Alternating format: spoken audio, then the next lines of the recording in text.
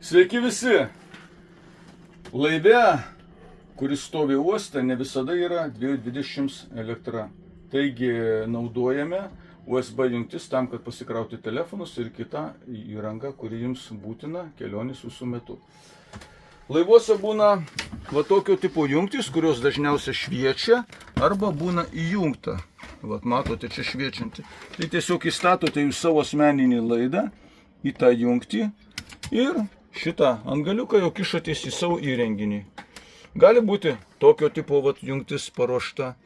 Tai savo laidą įstatykite ir turėsite elektrą laive. Taipogi nejunginėkite jokių jungiklių, nes jie neskirti jūsų naudojimui. O jeigu jums labai įdomu, kam jie naudojami, skambykite arba parašykite, tada ateisiu ir kvalifikuotai jums paaiškysiu, kam jie yra naudojami. Gali būti ir tokia va jungtis, tai tiesiog jums reikia, jeigu nedega lemputė, įstumti ją, biškį pakrutinti ir tada prisijungti savo jungiklį tam, kad galėtumėte jūs krauti.